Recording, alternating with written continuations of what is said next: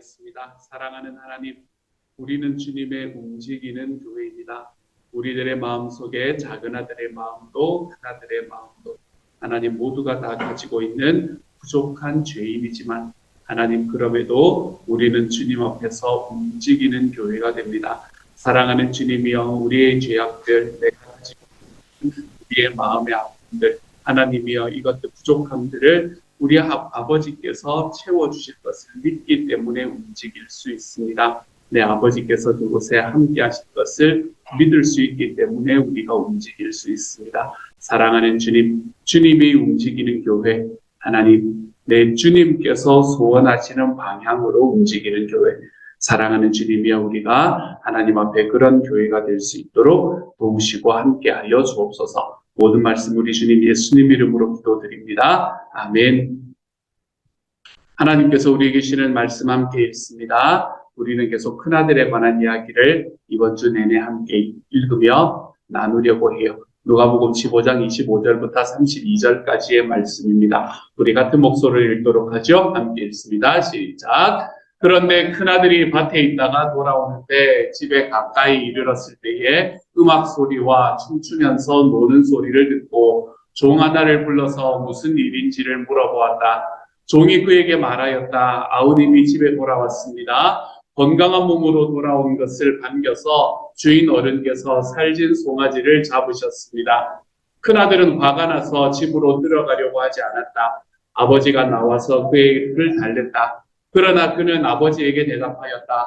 나는 이렇게 여러 해를 두고 아버지를 섬기고 있고 아버지의 명령을 한 번도 어긴 일이 없는데 나에게는 친구들과 함께 즐기라고 염소 새끼 한 마리도 주신 일이 없습니다. 그런데 장녀들과 어울려서 아버지의 재산을 다 삼켜버린 이 아들이 오니까 그를 위해서는 살진 송아지를 잡으셨습니다. 아버지가 그에게 말하였다. 얘야, 나는 늘 나와 함께 있으니 내가 가진 모든 것은 다 내 것이다. 그런데 너의 이 아우는 죽었다가 살아났고 내가 잃었다가 되찾았으니 즐기며 기뻐하는 것이 마땅하다. 아멘.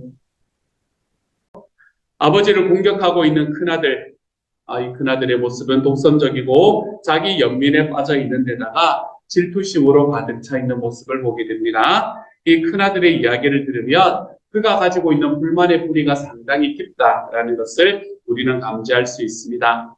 마땅히 내 몫으로 돌아와야 할 대가를 전혀 받지 못했다고 생각하는 마음에서 비롯된 푸념이겠지요.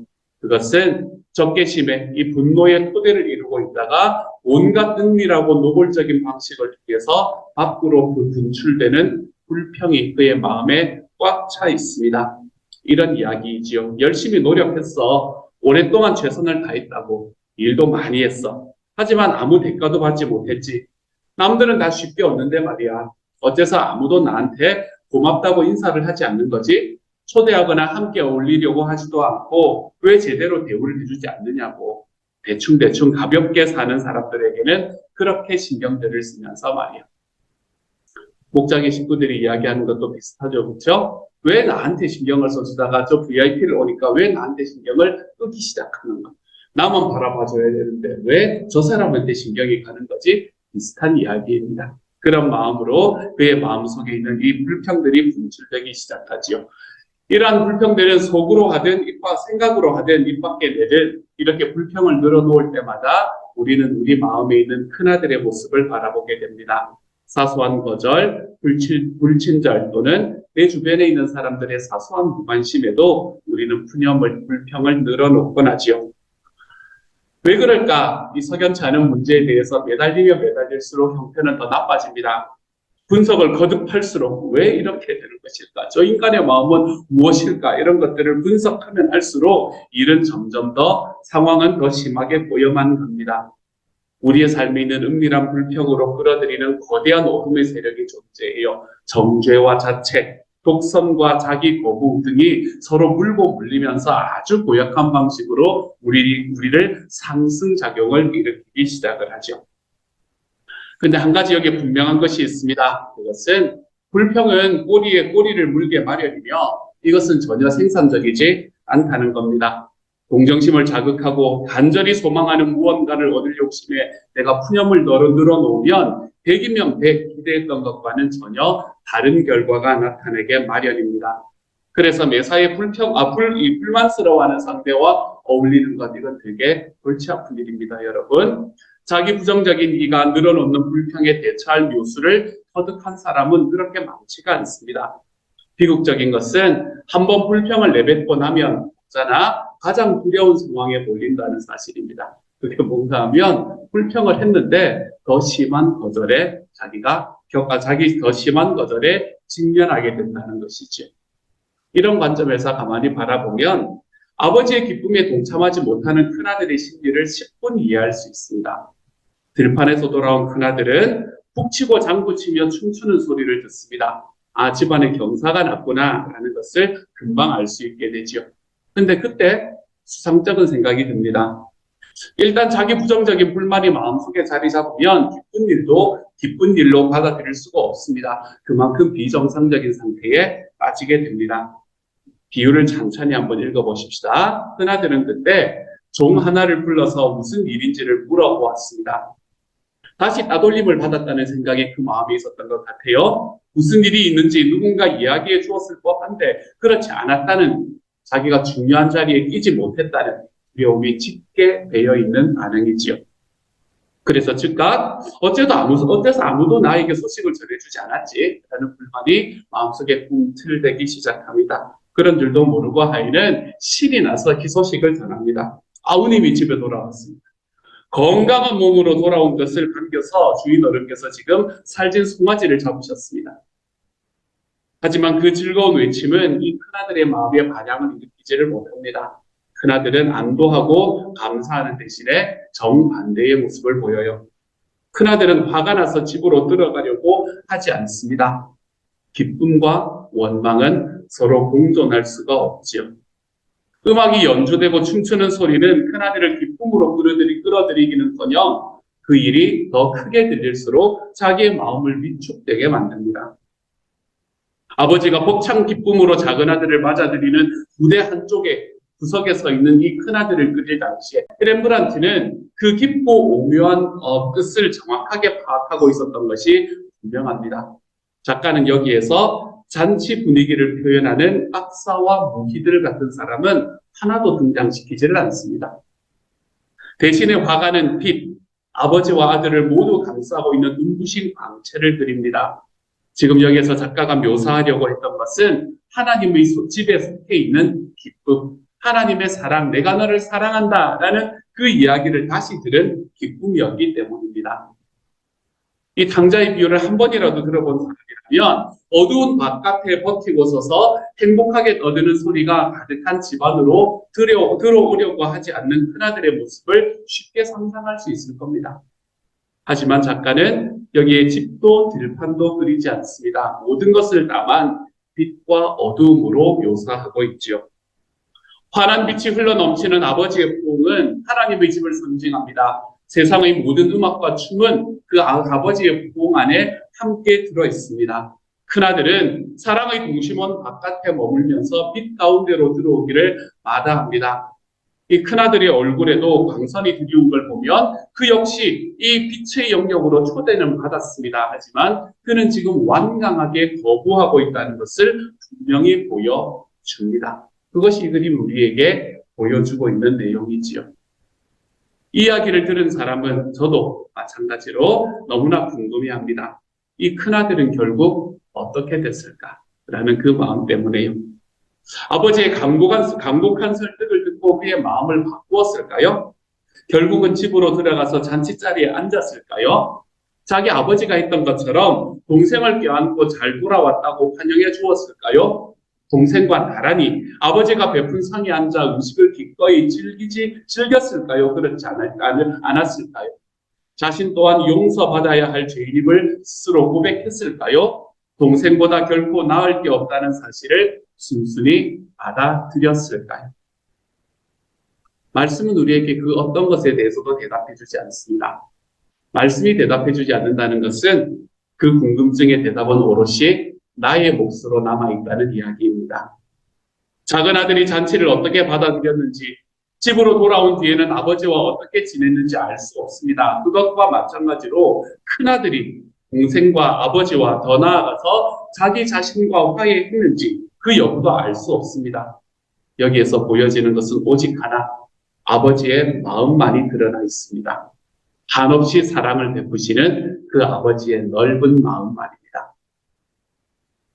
동화는 해피엔딩으로 끝나지 않습니까? 그렇죠? 그래서 잘 먹고 잘 살았다더라 라는 것으로 끝나지 않습니까? 하지만 동화와 달리 비유는 해피엔딩으로 끝나지 않습니다.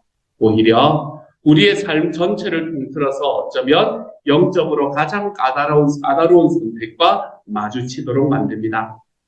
모든 죄를 용서하시는 하나님의 사랑을 신뢰할지 말아야 할지를 결정해야 됩니다. 누구도 그 판단을 대신해 줄 수가 없어요. 공자의 비유는 바리새인들이 죄인을 영접하고 음식을 같이 먹는다라고 예수님을 비난하고 났을 때에 예수님께서는 집으로 돌아온 탕자와 아울러 원망하고 분노했던 큰아들을 내세워서 그들과 자신을 명쾌하게 선을 그어 놓으시는 바로 그 비유입니다. 율법에 충실했던 이 종교인들에게는 이 이야기는 너무나 충격이었죠. 그래서 마침내 이들은 스스로 토해놓은 불평과 마주서서 죄인들을 향한 하나님의 사랑에 어떻게 반응해야 되는지를 스스로 선택해야만 했습니다. 예수님이 그러셨던 것처럼 예수님의 이 비유를 들었던 바리새인들도 기꺼이 죄인들과 한 상에 앉으려고 했을까요? 그때나 지금이나 이거는 대단히 큰 도전인 것 같습니다. 바리새인들도 나도 분노에 사로잡혀서 불평을 늘어놓는 삶에 안주하고 싶은 모든 사람도 모두가 이 큰아들의 선택 앞에 놓여있게 되는 거죠. 내 안에 자리 잡고 있는 큰아들의 모습을 보면 볼수록 이런 형태의 타락이 내 안에 얼마나 깊이 뿌리를 내리고 있는지, 그래서 거기에서 돌이켜서 집으로 돌아온다는 것이 얼마나 힘든 일인지를 더욱더 분명하게 알게 됩니다. 인간 존재의 가장 깊은 구석을 차지하고 있는 이 차가운 분노, 여기에서 벗어나서 집으로 돌아오는 길에 비하면 정욕에 눈멀어서 버린 일탈 행위에서 돌이키는 이 둘째 아들의 행위는 어쩌면 더 쉬워 보이기도 합니다.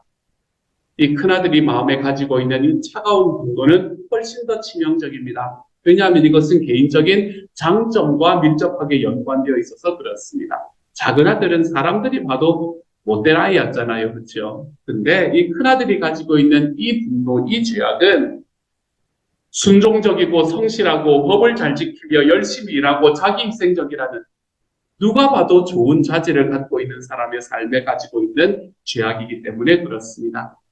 그런데 원망과 불평이 바로 그 칭찬할 만한 태도들과 단단히 결합되어 있으니 이것이 얼마나 이상한 노릇인지 모릅니다. 그 탓에 절망감에 빠질 때가 한두 번이 아니지요. 말과 행동으로 더할 나위 없이 너그러운 모습을 보여주기를 원하는 그 순간에 원망이 마음을 사로잡습니다. 마음을 비워야겠다고 생각하는 그 순간에 사랑을 끌어모으는 데 집착하게 됩니다. 맡은 일을 멋지게 해내기 위해서 최선을 다하려는 그 순간에 왜 남들은 나만큼 헌신하지 않는지를 회의하기 시작합니다. 시험을 이길 능력이 있다고 생각하는 바로 그 순간에 유혹에 넘어간 이들을 은근히 부러워합니다. 고결한 자아가 있는 곳에는 반드시 원한에 사무친 불평꾼이 따라다니는 것만 같습니다. 이런 것들이 참으로 허약한 우리의 진짜 모습입니다. 나에게는 원한을 완전히 뿌리 뽑을 능력이 없습니다, 여러분. 원망과 분노는 내 속사람이라는 토양에 너무 단단히 박혀 있어서 그것을 힘껏 잡아당긴다는 것은 곧 나 자신을 파괴하는 행위와 비슷하게 여겨지기 때문에 그렇습니다.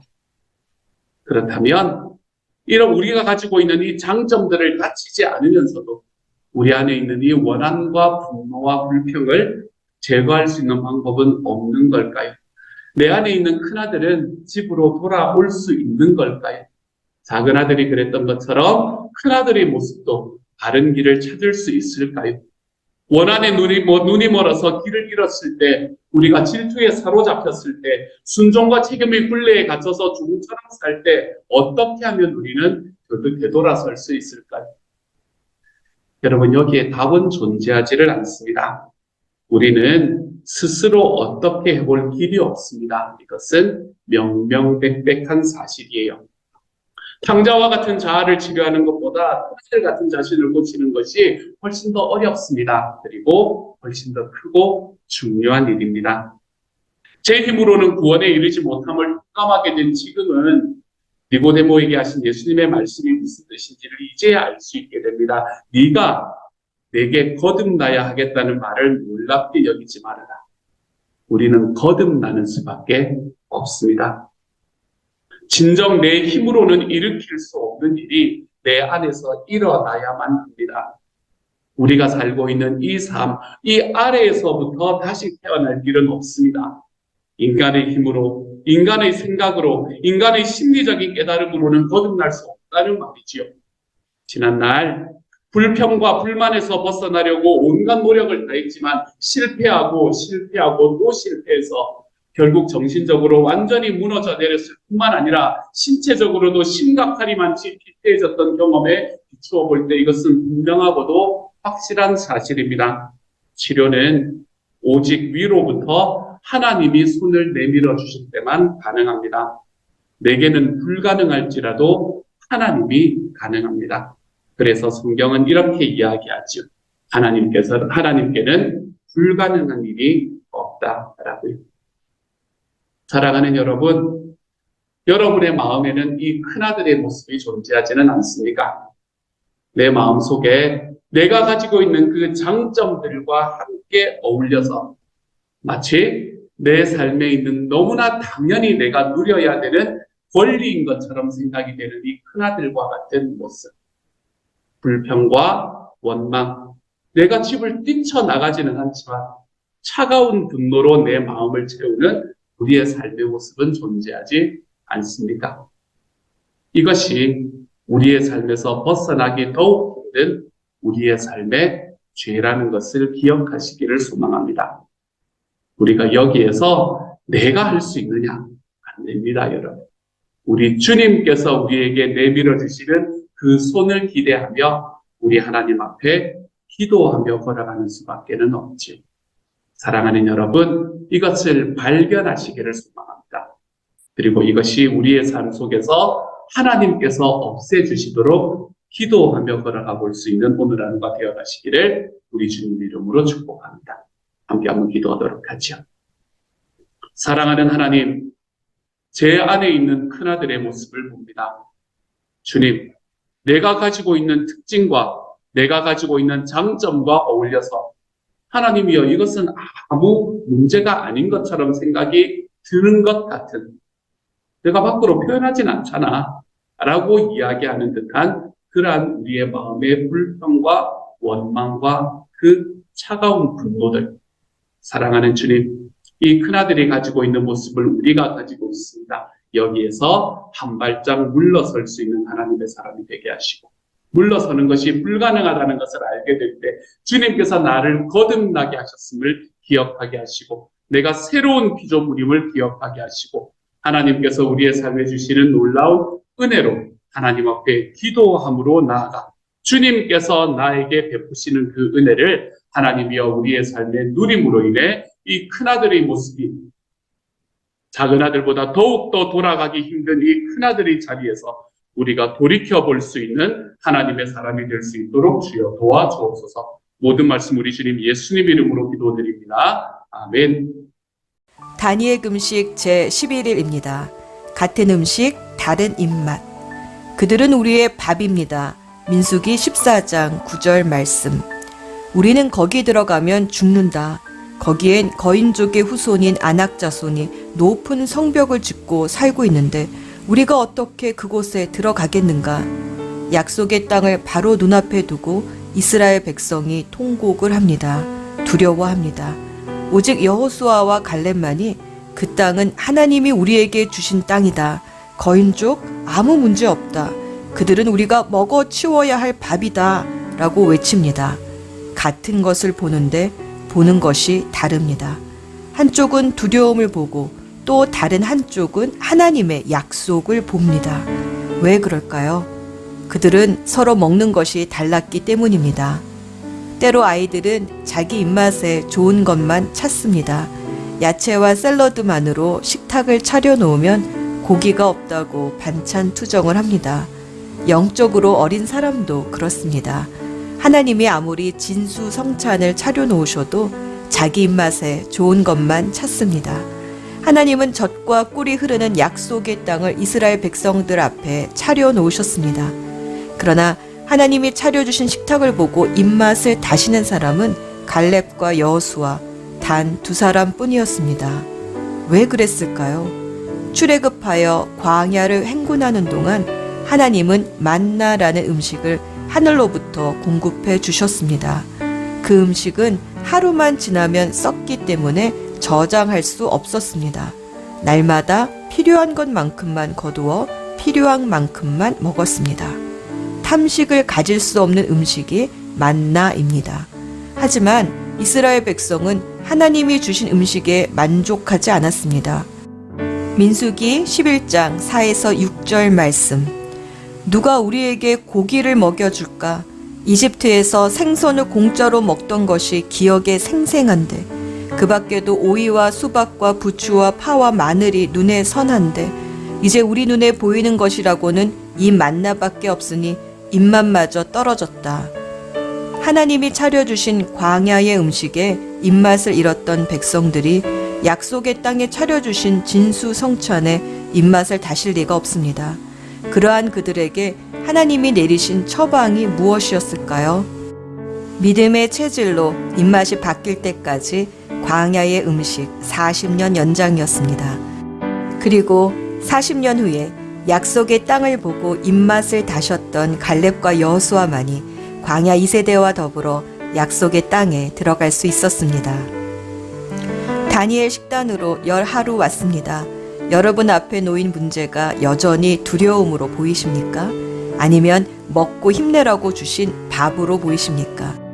여전히 세상에서 마음껏 먹었던 기름진 음식, 술, 담배, 마약, 인터넷, 게임 등이 그립다면 우리는 하나님이 마침내 차려주실 진수성찬을 보고도 불평하게 될 것입니다.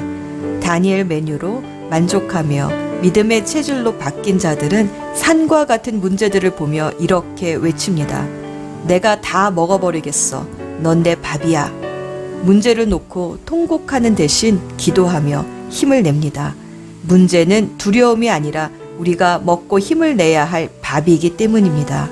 여호수아와 갈렙처럼 믿음의 사람들은 먹는 것이 다릅니다.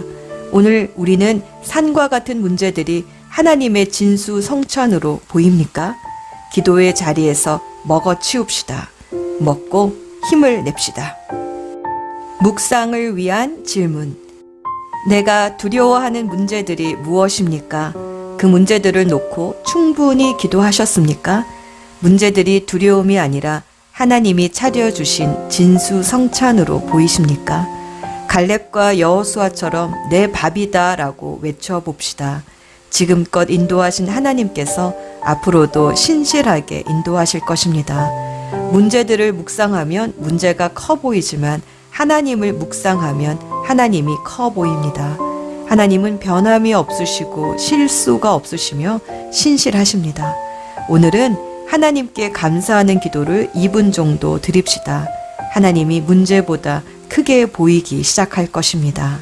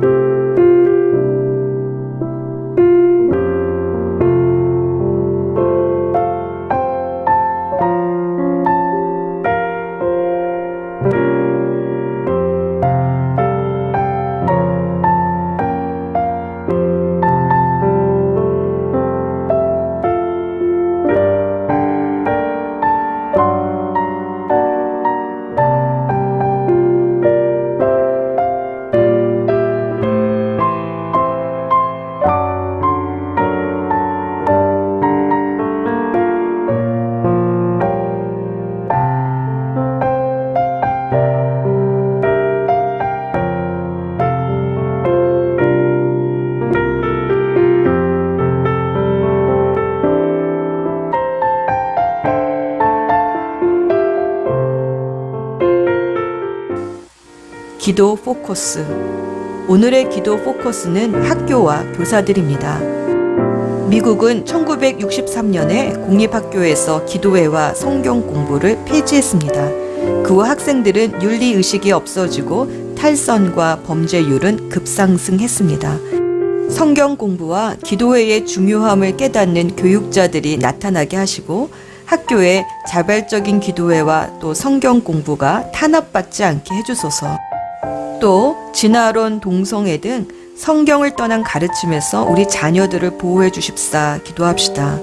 부모는 자녀들의 학교 선생님과 주일학교 선생님들의 이름을 불러가며 중보해 주시고 학생들은 선생님을 위해 기도합시다.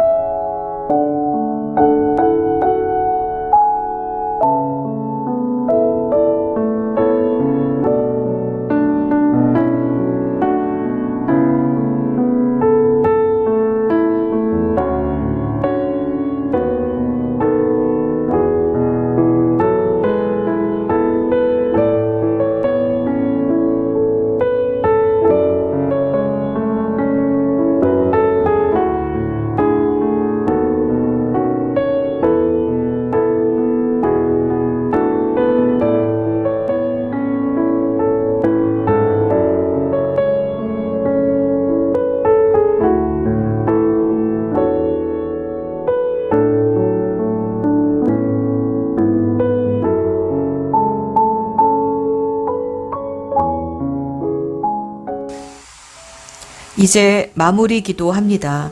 하박국 3장 17에서 19절 말씀.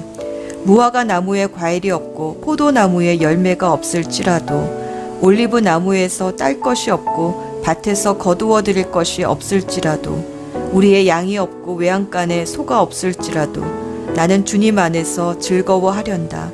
나를 구원하신 하나님 안에서 기뻐하련다. 주 하나님은 나의 힘이시다. 나의 발을 사슴의 발과 같게 하셔서 산등성이를 마구 치닫게 하신다. 나의 힘이 되신 하나님 아버지, 오늘 내 삶에 아무런 소출이 없다 할지라도 하나님만을 기뻐할 때에 이 험한 산등성이가 장애물이 아니라 딛고 일어설 디딤돌이 되게 하실 줄 믿습니다. 내게 능력을 주시는 우리 주 예수 그리스도의 이름으로 기도합니다. 아멘.